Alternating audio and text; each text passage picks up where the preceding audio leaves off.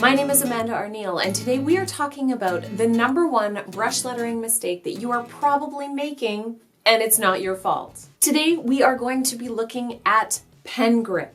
It is the foundation of anything that you are going to be doing with a brush pen because it's all about putting pressure or no pressure on your brush. So let's take a look at how you normally hold a pen or pencil. If you're writing your grocery list, it probably is messy. You probably change the way you hold a pen as you're going through. You might hold it with a pincer grip like this. You might hold it with a pincer grip like this with the pencil, not only being held between your fingers here, but also resting most likely up on your pointer finger up here. I know that it's very likely that you hold it with a modified pincer, 4 fingers, 3 fingers, 2 fingers, or you just grab your pen and who knows, you never think about it. But you absolutely must think about how you are holding your pen. And that is because if you are holding it wrong, the pen can't do its job.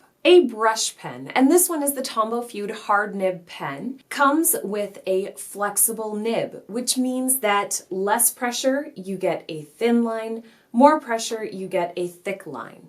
And that all has to do with the amount of pressure that you're putting on your pen. But it also has to do with how you are holding your pen. Think of it like a scientific experiment. You always want to have only one variable. So that means one thing that can change in order to have a successful experiment. So just like that, when you're holding your pen, if you hold it so that the pen is resting on your finger here, you can then put pressure on your pen by the way that you tip your hand, but you can also have pressure on your pen by the extension of your fingers. That means that you have 2 variables that can impact how much pressure you have on your pen, leading to you not only having, your thin upstrokes, but then also having some thick downstrokes, some really thick downstrokes, and that variation in your downstrokes will make your brush lettering not as crisp and clean as it could be. So instead of holding your pen like this, you actually want to, it's gonna feel so weird at first, but modify your pen grip so that you only have one variable impacting the pressure of your pen on the page. Instead of resting your pen here on your finger, you want to take it and move it to the crook of your hand. So the base of your thumb where it folds together, that little webbed bit that, as a kid made you think that maybe you belonged in the ocean and you were secretly a mermaid. That's where you want to rest your pen. It's gonna feel super weird. And actually, to train myself with this, I used to put a little Band-Aid, just one of those Disney princess Band-Aids that never works properly anyway, so it comes off easily, right there in the crook of my hand. That way I knew if I felt the pen up here, it was in the wrong place. I shouldn't even feel the pen. And that's how you want to hold your pen. So when you pick up your pen, move that part of the pen into the crook of your hand and then grab the tip. You might have to adjust your pen further out or pull the nib back closer to your fingers for your own preference. But no matter what, the top or the barrel of the pen should be resting in the crook of your hand. Now, why is that? Because that way, when you go to write, you only have the angle of your hand influencing the amount of pressure on the tip of your pen. That's only one variable. Now, when I go to write, I don't even keep all of my fingers right here on the nib of the pen. I actually, and I suggest that you do this too, take my thumb and clamp that pen right into the base of your hand. That will also help alleviate some tension that you might have holding the pen like this and holding it here. You can see my hand is super tense, and I'm sure if you're trying this pen grip right now, you feel that tension.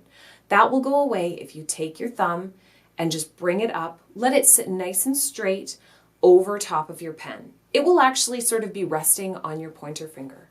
Now when you go to write, the only way you'll get that change in pressure is by pressing differently through the base of your hand versus your fingers being the thing that changes the pressure. That will allow you then to have very consistent upstrokes and downstrokes so that you never end up with those strange medium in between pressure strokes. I managed to get one there because I was thinking of it really hard and only put half the pressure on the pen. But this way, as you go to write, your downstroke thickness will be very consistent because the only thing that's impacting it is the amount of pressure you're putting on the pen, and it's not your fingers moving in and out as well. Now, one other test that I always want you to do with your pen is to see what the maximum thickness of your downstroke is. How wide can you get that stroke? That is the width that you should be getting every single time. And that won't happen if you're holding your pen right, but you're holding your hand wrong on the page. Now, thankfully, with this adjusted pen grip, this mistake is hard to make. It's physically difficult.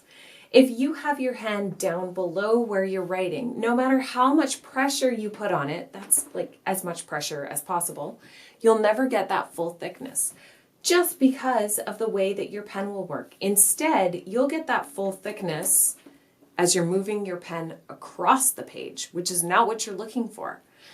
You always want to make sure that your hand is to the side. And as soon as I moved my hand back up to the side, all of the tension in my hand went away. So if your hand feels tense, it's probably because you have it down below and you have a death grip on your pen just because of the way that your hand is placed on the page. Your hand should always be to the side of where you're writing to allow for a consistent maximum thickness for every single one of your downstrokes. And your grip should always be in the crook of your hand with your thumb covering on top to ensure that it is as consistent as it possibly can be. Remember that all of your lettering is going to be based on the way that you hold your pen. This is the foundation of everything you're going to be creating. So make sure that you are holding it properly. Crook of your hand, thumb over top, whatever you want to do with these fingers is okay, and have your hand to the side of wherever you're going to be writing. If you have your hand down below, probably like how you would naturally hold a pencil to write, your letters aren't going to have consistently thick downstrokes. You'll have an angle to the top of your stroke, and it's going to look messy. You're never going to be able to get those nice thin cross strokes or nice thin upstrokes with thick downstrokes. So if you are frustrated at all with your lettering, take it back to basics. Look at how you're holding the pen and change it up. It's going to feel weird at first, but I promise that after a few days of practice, it will be worth it, and your lettering will be clean like it's never been before. Make sure that you subscribe to this YouTube channel so that you get all of these tips and tricks. You and I want your lettering to be as amazing as it possibly can be. So make sure that you are learning as much as you can. There's lots here for you. Until next time, happy lettering.